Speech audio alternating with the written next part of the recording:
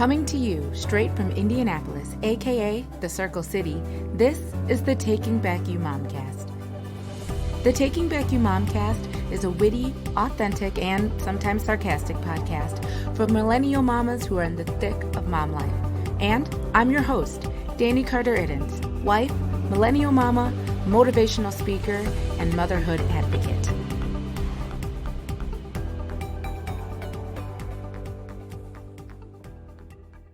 Hello, hello, hello. Welcome to the Taking Back You Momcast. As always, I am your host, Dani Carter-Iddens. I am so excited about this week's episode, this week's topic. I've been sitting on it for a few weeks now, and so I'm really excited to jump into it. I have learned so much, and so I'm really just, I can't even tell you how excited I am to share my knowledge with you. This week, we're going to talk all about how to eliminate your fear of rejection. So if you are someone who wants to do something, who wants to step into the dreams that you have, but you have been afraid because you're afraid that it's not going to go well, or that people won't take you well, or that nobody's going to pick up what you're putting down, this week's episode is for you. But before we get started, I want to ask you, if you have not already, please subscribe to this Momcast. It is for moms. It's by a mom. And if I have a guest on, guess what? The guest usually is a mom. And so share this podcast, subscribe to it. Make sure that if you have any moms in your life that you think would benefit from this podcast at all, share it with them. I would really appreciate it. And I'm sure, they would too. So this week, we're going to talk about how to eliminate your fear of rejection. And I think as moms and as women, as millennials, we really fear being rejected. And it's just like, it's such a big, overwhelming theme with so many of the moms and the women that I speak to that, they tell me, they're like, yeah, Dani, great. Oh, you're talking about how I can follow my dreams, but how the heck am I supposed to do that? Nobody's on board with me doing that. I'm not good enough. I don't know how to do anything. I don't know what I'm doing. And I think fear of rejection comes up in so many different levels. It comes up, in our relationships, with our spouses or with our friends. It comes up in our career or the career that we might not be in, but we want to be in. And, it comes up with our family. Sometimes our family might not, I always call it, they might not be catching the vision of what you're doing. And so, we are really afraid sometimes to be who we really are. And what we end up doing is we end up making ourselves smaller so that we can kind of fit into the box that other people have for us. And so we have this fear that, we can't go out for ABC, XYZ because, what will people think? What if someone tells me no? What if I'm not good enough? And, we also fear that if people know the real me, if people know what I'm really about, what I really like, what I really care about, they might not like me. Because we all want to be liked. I think that's a pretty common theme for all of us, moms, women, people of the world. There's very few people that don't want to be liked. Even if they say they don't want to be liked, they want to be liked. Somewhere in there, they're usually saying that they don't care because they've been in a bad situation where they've been hurt, and so now it's protection. But this fear that's that we are that we're not going to be liked, that's often rooted, like I was just saying, in our childhood, in our history, and it comes up in weird ways because I think we all have this like kind of innate desire to keep ourselves as safe as we possibly can. And so the way we do that is we kind of read the situation and then we fill in where we think we could fit in. So like if you were, popular in school, you have to wonder like, okay, I was popular, but when I think about, popularity, whether you're popular or unpopular, I feel like a lot of it might not have been as authentic as we wanted it to be. So if we look back and we're like, man, I don't really feel like I was who I was or true to myself back then in high school or whatever, college, whatever, because I was more worried about fitting in. And that, you guys, guess what? That is a fear of rejection. If you're a people pleaser, I know so many people pleasers.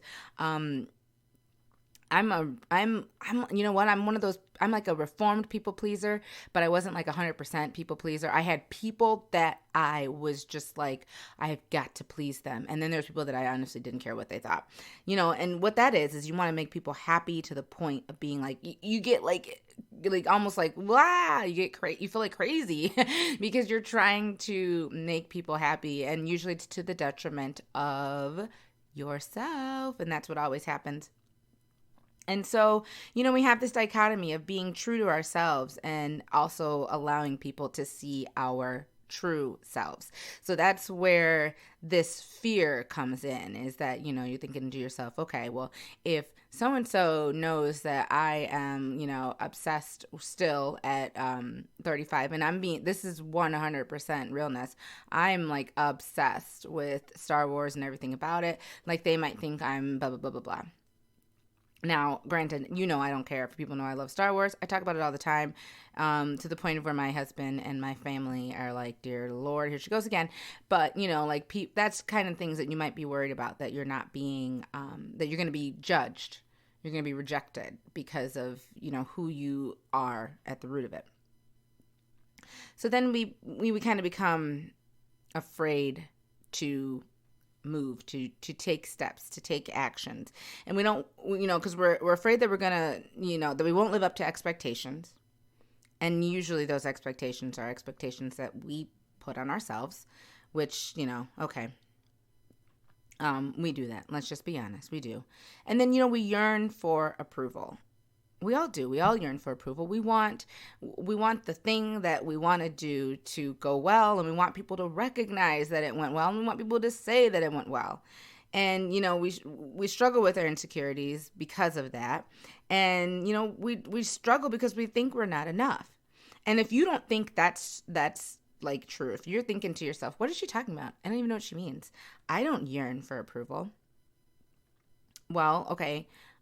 Look at social media. You post something on Facebook. What is your next thing? You want to look and see how many likes you have. You post something on Instagram. You want to see how many likes you have. How many people viewed your story. I was on a mompreneur page a couple weeks ago on Facebook, and people were freaking out because story views have gone down. And they were like, I used to have 300 story views per story, and now I have like 50. And oh my, everybody was worried because those quantitative approvals that we get, they start to like actually become who we think we are. Look at magazines. Look at ads that you see on TV. They all play into this fear. They all, oh, you don't believe, you don't say XYZ, you don't do XYZ. Well, then you're not one of the cool kids. We still get told that. So that fear that we had back in high school, that we weren't one of the cool kids because of ABC, guess what? As an adult, they are still doing that to us. That game is still being played on us, and we're letting them win. Like I said, how many likes did you get? Did you get enough likes? There are, because I do a lot of stuff on social media, I get a lot of ads telling me that I need to do more to get more likes. And that's just what it is. So then you start to equate getting likes, getting, thumbs ups or whatever with like, okay, people like me. And it's a weird connection, but it's not necessarily that weird. I had somebody ask me the other day, well, how many people actually listen to your podcast? As if to say that, well, maybe you shouldn't do your podcast if nobody is listening, or if you don't have like a quantitative way to figure out if people are listening. And that's, yes, people listen. Hi, people who listen. I love you. But the reason I'm doing this is to help moms. And if people are listening, I hope that they're the moms who I'm trying to help. Did your pins get repinned? You get an email for that, you guys. If on Pinterest, if someone pinned your pin, you get an email. So now you know that you're like, oh, okay, that was a good pin because someone repinned it. So now that's our validation. And that's what it is. We're always seeking approval, whether it's big, here's our big project for work that we've been working on and we're hoping that we get a promotion, or whether it's somebody repinned my Pinterest post. You were always seeking that approval. And you know what? It isn't new. Nothing about this is new. Look at Jesus. He was literally rejected by one of his disciples. He rolls up and he says to himself, he says, "Hey guys, I'm God in human form." And they were like, "Oh, okay, cool." And then like when they got down to it, they were like, "I don't know him," So, everybody experiences rejection, and honestly, if I were, this is why I was not chosen for that particular job. Because if it was me, I'd have been like, well, then forget y'all, act like you don't know me. But here we go. That's why he did that, not me.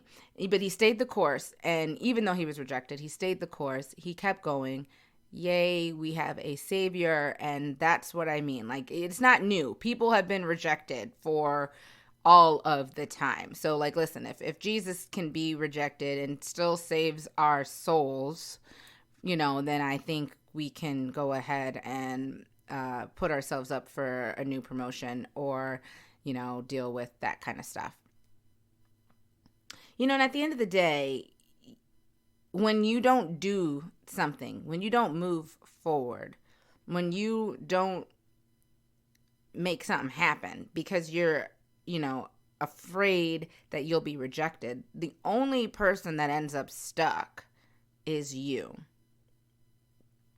The only person that ends up, I call it arrested. You are in a state of arrest. You are stopped. You are stuck. And it's just you. Like, no one else. It doesn't affect anyone else if you freak out and like don't do something. Like, it's you. It's you that feels that. And it can manifest itself in a lot of different ways. I know I have people in my life right now, and I'm actually, I'm like reformed. I'm done. I'm done doing this. But I have people in my life right now that I've been so worried for over a decade about what they thought about me, that when I was in their presence, I would have literal, like, manifestations of like illnesses, like my stomach would be so messed up. I would be almost like, in the back behind the bushes, like about to, expunge the contents of my esophagus. Okay. And, literally I would stutter. Me and my friends right now who are listening to this are like, Dani does not stutter. I have never had a problem speaking in my life. So the fact that I would get so worked up and so worried about what these people thought of me that I would be, ready to lose my, lunch behind bushes, and I would be stuttering, like the words would not come out of my mouth. I was like, wait a minute. I have let this go just way too far. And it occurred to me that, like, this was rooted in my fear that they wouldn't like me if they knew who I really was. That they would reject me. That they would reject how I do things if they really knew the truth. Now, I'll tell you something. One of the biggest remedies for that, to be honest, is getting older. Because I had an epiphany not very long ago, a couple months ago, where I decided, I'm not doing that anymore. And if they don't like me, now obviously you've got to be respectful of other people. I'm not telling you just go around being like, I don't care anymore. Woo! Be respectful. But I'm done making myself smaller, making myself sick, making myself stutter because I am so worried about, whether or not they'll like the true Dani. I'm done with that. Even thinking about it right now makes me tired. And so, all right, cool.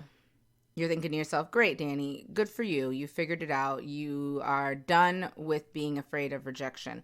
But how do I, like, I'm not there yet. So how do I get over my fear? How do I eliminate my fear of rejection?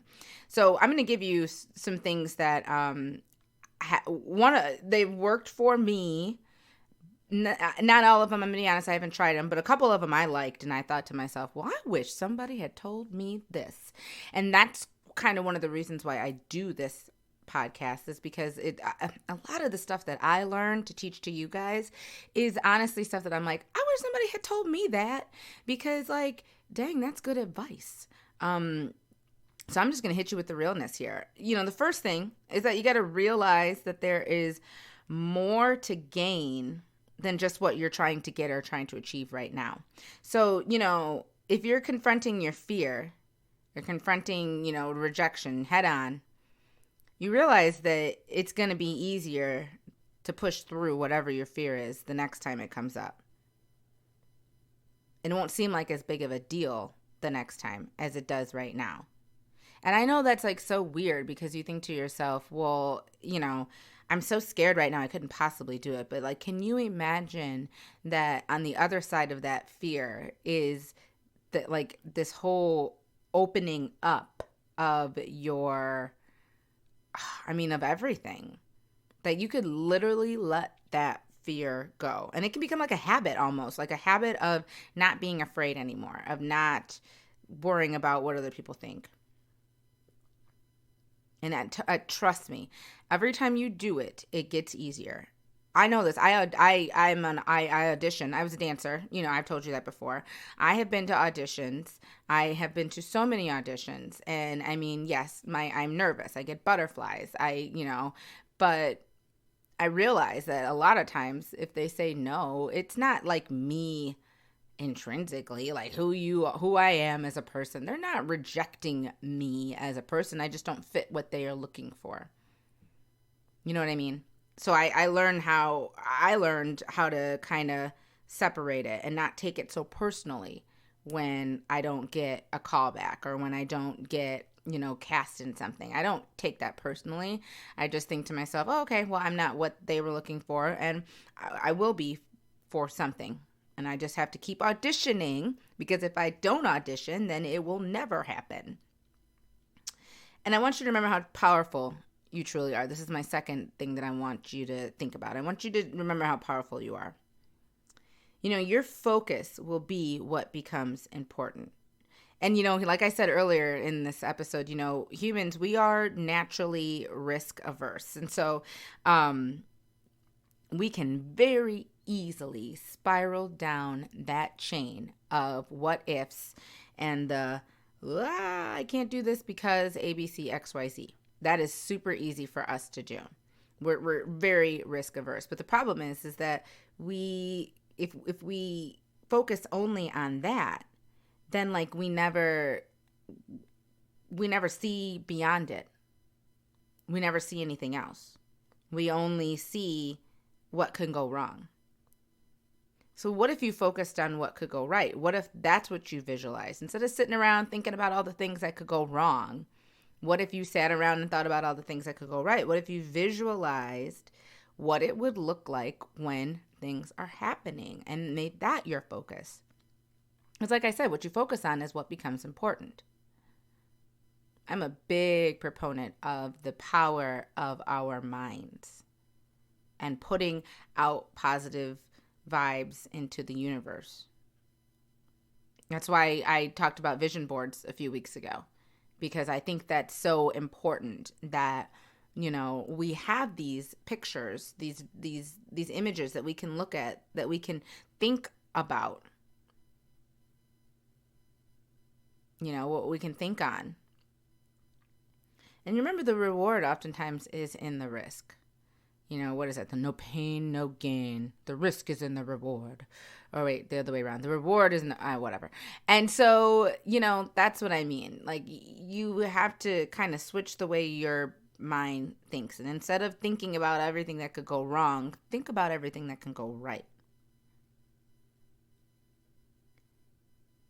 And here's my third one. This one's going to blow your mind. It's to let your fear and let your fear of rejection do their job and play their roles. Let them do it. Let them play the role that they have in your brain, in your psyche, your risk-averse role. Let them do it.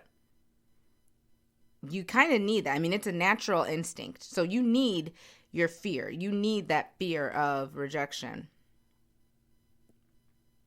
So let it play the role, but don't let it take over your life. And this is what I mean. Realize that people might say no. They might not be on board with what you're trying to do. They might not pick up what you're putting down right away. But instead of, being like, oh, well, that's it. The end. Roll up shop, boys. We're done. Go, okay. Well, now I'm really going to do it because I'm going to prove you wrong. And that's how I am. That's always been my mentality. You tell me I can't do something. Girl, watch out. It is just too bad at this point, now that you told me that. It's not necessarily the best thing in the world when you're a little girl and you're a young child and people tell you no and you do it anyway. But when you get older, I like to think of it as a certain, kind of tenacity. And that's literally what you have to do. You take their no's and you go, okay, all right. You just watch. You just wait. And then I want you to take the fear. I want you to think about what your life would be like if you let your fear win. What it would be like if you don't take the risk. What it would be like if you allowed your fear of rejection to stop you from doing whatever it is you want to do. How does that make you feel when you think about that? When you think to yourself, well, I'm not going to do this because, so and such might not like me anymore or might say no. How does that make you feel? Do you like feeling how you feel? Do you like feeling exactly the same way that you feel a year from now? Like, are you prepared for that? Are you prepared to be in the exact same position a year from now as you are right now because of your fear? So use that. Use that fear and really think about what it's going to get you and what it's going to cost you. Because sometimes the price tag, what it's going to cost you, is way, way higher than the risk of doing your thing, of going out there and doing your thing. Number 4, I want you to ask yourself what advice you would give your best friend. So here's the rub. We're always our harshest critics. I say that all the time, don't I? We're always our harshest critics. If you want someone to tell you how you are not going to A, B, C, X, Y, Z, then all you need to do is look in the mirror, because we are always our harshest critics. I think that's completely 100% the truth. And if you're not your harshest critic, then that's I'm proud of you. I mean, to be honest, I think a lot of it has to do with criticisms that we received as children, either from family, from friends, whatever. But at the end of the day, we're still our harshest critic. And so, think about what you would tell your best friend. If your best friend came to you with, whatever it is you want to do. So let's say you want to start a business, and if you tell your best friend exactly what you are telling yourself, and you say, well, you got a great idea, but I mean, like, nobody's going to believe in you. So I don't even know why you're thinking about doing it. And you've got 3 kids. How do you think you're going to do that with 3 kids? I mean, and your husband, he makes a good enough money already, so you don't even really need to work. So why do you think you need to do these things? Who would say that to their best friend? I bet you wouldn't be her best friend for that long. You would encourage her, right? You'd be like, girl, so what? You got 3 kids. Show people with 3 kids how to do it. So what? Your husband makes enough money. Be like, all right, well, you make the money for the family. I'll make some money for me so I can, have some of my own. Like, or not, or whatever. But I mean, when you think about it, like, who would say those things to someone else? So why do you say them to yourself? So think about the advice that you would give to your best friend. You'd probably tell her to go for it. Right? So follow your own advice. Or call your best friend and tell her, listen, I'm going to need you to tell me to go for something. When I get negative and when I think this isn't working, I'm going to need you to be like, no, it's going to work. It's going to work. Go for it. Keep going. I need a cheerleader right now.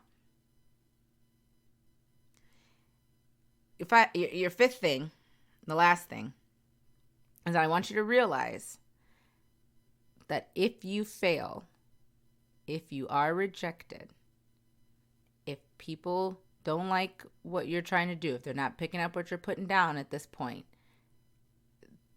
the world won't end.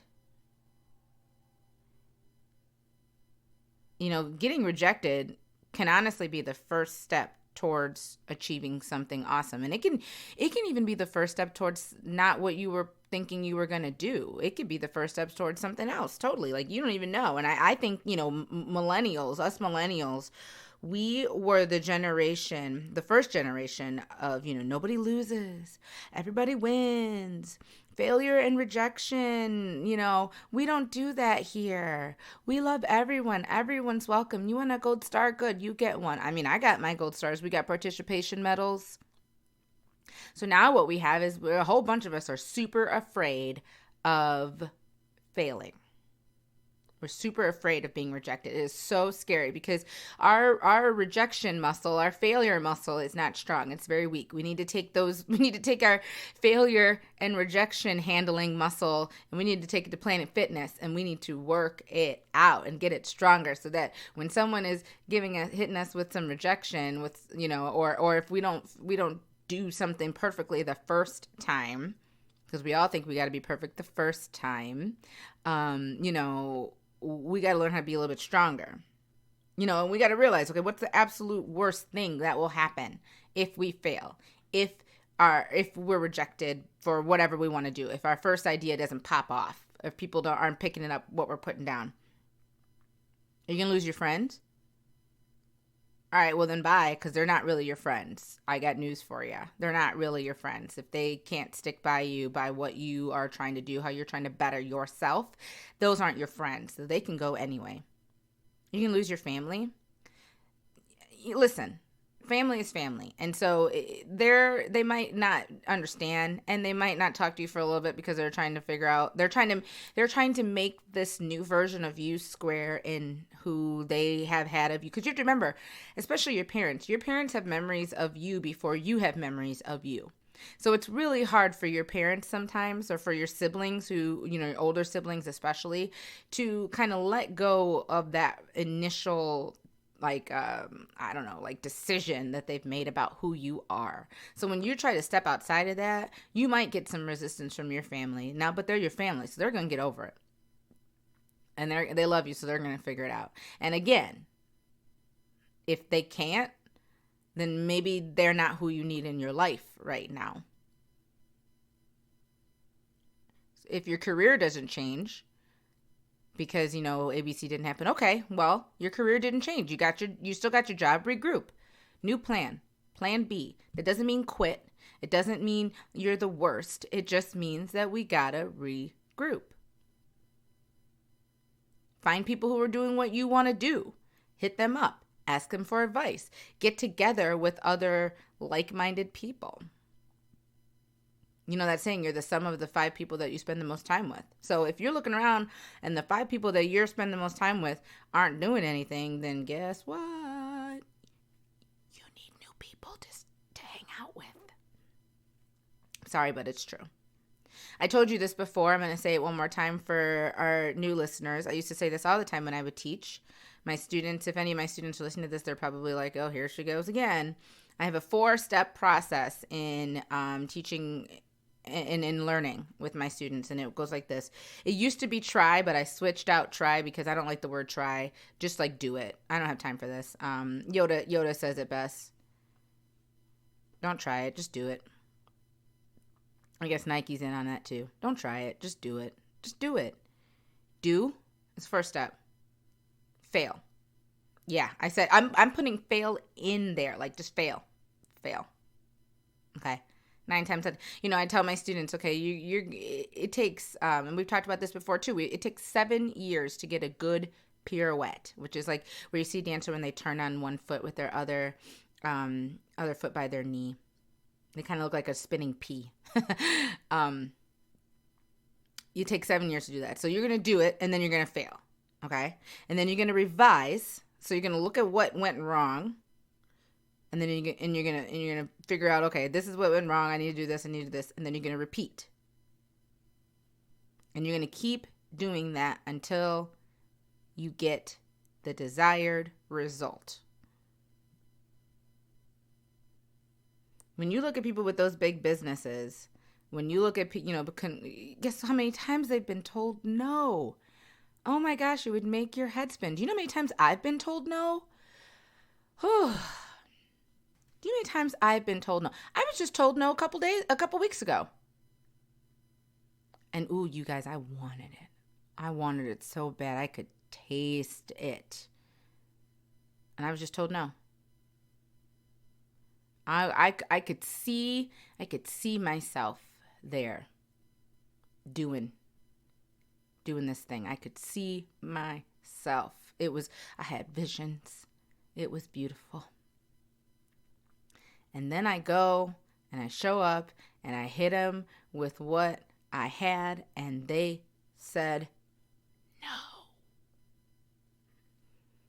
And you could tell it was hard for them too, because they were kind of trying to come up with ways to figure out how to say no and to soften the blow. And they gave me like the B team.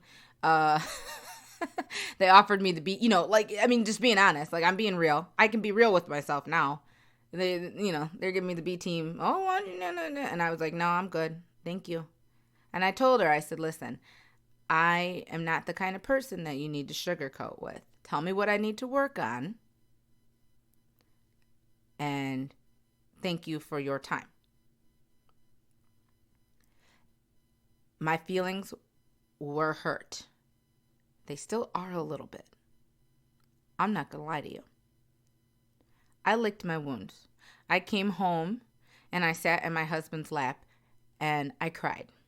I'm not going to lie to you and tell you, oh, girl, just brush your shoulders off. No, I didn't. That's not what happened. I was super upset. I cried all the way home. My only thing was I didn't want to cry in front of them. So I held it in. I walked out the door. I got to my car, started my car, backed out of the parking space, got onto the main road, and then I started crying. I called my husband and I started crying. I got home and I kept crying. I cried in his lap. And I was angry. Ooh, I was so angry. I was angry. And I just, oof. I was mad at the time I wasted, at all the effort I put into it. And I said, listen, I got to step back for a minute. So I removed myself from the situation where I would be around these people for a minute. I did. Just a couple weeks. It was what I needed. And I prayed.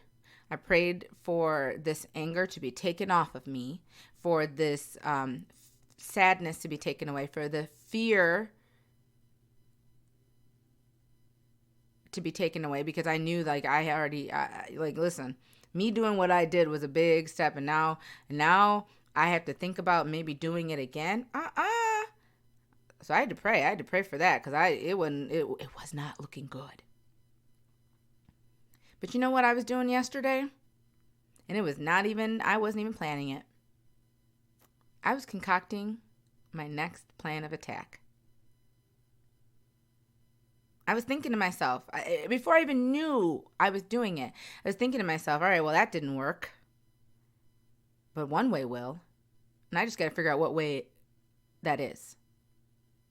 So I got told no. I did. I got told no. But you know what I heard when they said no? I heard not yet. That's literally what I heard. And that's what made me mad. It's like I wanted it now. But they're like, no, not no. And I'm like, okay, not yet. All right. Revise. So what did I do? Follow my plan. I did it. I failed. I'm currently revising, and then I'm going to repeat. You know, that saying, where there's a will, there's a way.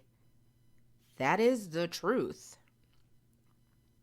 Now, granted, it might not always look exactly like your initial vision,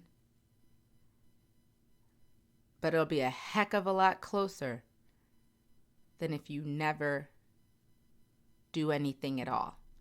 If you never step outside of your fear at all.